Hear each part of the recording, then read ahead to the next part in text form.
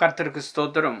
16வது சங்கீதம் 11வது வசனத்திலே இங்கே சொல்லப்பட்டிருக்கிற தேவனுடைய வார்த்தையை நாம் பார்க்கிறோம். ஜீவ மார்க்கத்தை எனக்கு தெரியப்படுத்துவேன், உம்முடைய சமூகத்திலே பரிபூர்ண ஆனந்தமும் உம்முடைய வலது பாரிசத்திலே நித்திய பேரின்பமும் உண்டு. அங்கே சொல்லப்பட்டிருக்கிறது, உடைய சமூகத்தில் தான் பரிபூர்ணம் என்று சொன்னால் முழுமையான, அப்போ அது நிறைவான. இப்போ முழுமையான சந்தோஷம் எங்கே இருக்குதுன்னா தேவனுடைய பாதத்தில் தான் இருக்கிறது. இங்கே 70வது சங்கீதத்தில் சொல்லப்பட்டிருக்குது 4வது வசனத்திலே, உம்மை தேடுகிற யாவரும் உம்மில் மகிழ்ந்து சந்தோஷப்படுவார்களாக. அப்போ தேவனை தேடுகிறவர்கள், அப்போ தேவனுடைய பாதத்தில் அவன் எந்த வழியில், ஒரு காலம் ஸ்தோத்திரத்தினாலே, ஒரு காலம் அவரை துதியினால, பாடலினால, பல வழியினால உண்டு. ஆனால் இங்கே சொல்லப்பட்டிருக்கிறது 69வது சங்கீதத்தில் தாவீது, அதுவும் தாவீதின் சங்கீதத்தை தான் அங்கே சொல்லப்பட்டிருக்கிறது 30-31வது வசனத்தில், தேவனுடைய நாமத்தை பாட்டினாலே துதித்து அவரை ஸ்தோத்திரத்தினாலே மகிமைப்படுத்துவேன். அப்போ பாட்டால் அவரை துதித்து அவரை ஸ்தோத்திரத்தினாலே அவரை நான் மகிமைப்படுத்துவேன். பழைய ஏற்பாட்டு காலத்தில் என்னென்னா காலை எருதுகளை தான் அங்கே ஆண்டவருக்கு பலியாக செலுத்துவாங்க. அதுதான் அவர் இங்கே சொல்கிறாரு, கொம்பும் விரி குழம்பு உள்ள காலை எருதை பார்க்கிலும் இதுவே கர்த்தருக்கு பிரியும். அப்போ காலை எருதெல்லாம் கர்த்தருக்கு அந்த பழைய ஏற்பாட்டின் காலத்தில் செலுத்துவாங்க. ஆனால் தேவனுக்கு எது பிடிக்குமா? தேவனுடைய நாமத்தை பாட்டினாலே துதித்து அவரை ஸ்தோத்திரத்தினாலே மகிமைப்படுத்துவேன். இதனால தான் பாருங்க, நம்ம வாசிக்கிறோம் அப்போஸ்தலர் நடபடி புஸ்தகத்தில் பவுலும் சீலாவும் நடு ராத்திரியிலே அவங்க பாருங்க, அவங்களை அடித்து சிறைச்சாலையிலே போட்டிருக்கிறாங்க. ஆனால் இருந்தாலும் அந்த நடு ராத்திரியிலே அவர்கள் தேவனை அவர்கள் துதித்து அவர்களை பாடுகிறார்கள். அவன்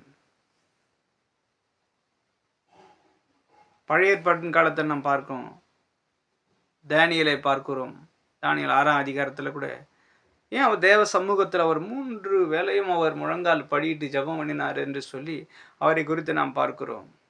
அப்போ தேவ சமூகத்தை, ஏன்னா தேவ சமூகத்திலே தான் அந்த பரிபூர்ணமான ஆனந்தம், முழுமையான சந்தோஷம், அங்கே முழுமையான அந்த பரிபூர்ணமான ஆனந்தம் இங்கே இருக்குதுன்னா தேவ சமூகத்திலே. அதனால் உண்மையிலேயே தேவன் அந்த 2026க்குள்ளே வந்திருக்கிற நீங்கள் தினந்தோறும் அவரை பாடுவதற்கு என்று சொல்லி அவரை உயர்த்தி அவரை தேவனை நம்ம ஆராதனை வேலை என்று சொன்னோம் இல்லை, நாம் எப்பொழுது ஆண்டவர் சமூகத்தில் போக அவரை நிச்சயம் பாடி பாருங்க. நான் சிறு வயதிலே அதுதான் எனக்கு சந்தோஷமாயிருது. முதல்ல நான் திருச்சபைக்கு போக சொல்ல ஆண்டவரை குறித்து தெளிவான சத்தியங்கள் எதுவுமே அப்போ தெரியாது. ஆனால் அப்போ அந்த ஒரே ஒரு எனக்கு சந்தோஷம் அவரை பாடுறதால் தான் இருந்தது. ஆண்டவர் உயர்த்தி வைத்து கொண்டு இருக்கிறார். அதனால் உண்மையில் நம் சில வரிகள் நாம் பாடுங்க, இணைந்து நீங்கள் பாடும் பொழுது தேவ சந்தோஷத்தை நிச்சயமாக நீங்கள் அனுபவிப்பீர்கள். ஏன்னா தேவனை நாம் பாடும் பொழுது தேவன் உண்மையிலே இறங்கி வந்து, ஏன்னா அவன் யாத்திராகம் புஸ்தகத்தில் 20வது அதிகாரத்தில் சொல்லப்பட்டிருக்கிறது, என் நாமத்தை பிரஸ்தாபப்படுத்தும் எந்த ஸ்தானத்தில் முன்னிடத்தில் வந்து உங்களை ஆசீர்வதிப்பேன் என்று சொல்லியிருக்கிறார். இடத்துல வந்து உன்னை நான் ஆசீர்வதிப்பேன் என்று சொல்லியிருக்கிற தேவன் இந்த அருமையான வேலை உண்மையில் ஆண்டவரை நாம் உயர்த்துவோமா?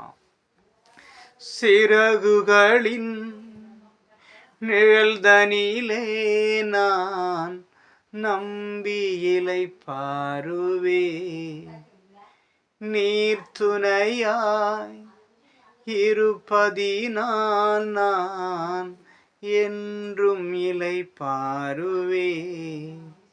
சிறகுகளின் நிழல்தனிலே நான் நம்பி இலை பாருவே, நீர் துணையாய் இருப்பதினால் நான் என்றும் இலை பாருவே.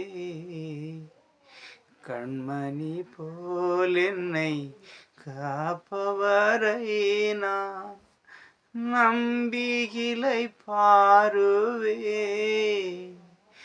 கண்ணுறங்காமல் காப்பவரை நான் நம்பியிலை பாருவே.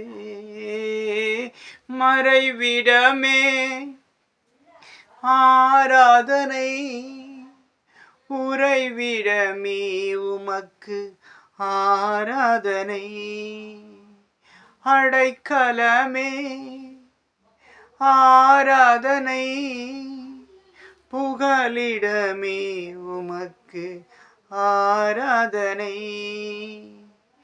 ஆராதனை உமக்கு ஆராதனை என்னை நேசிக்கும் இயேசுவே ஆராதனை ஆராதனை உமக்கு ஆராதனை என்னை ஆதரிக்கும் தேவனே ஆராதனை.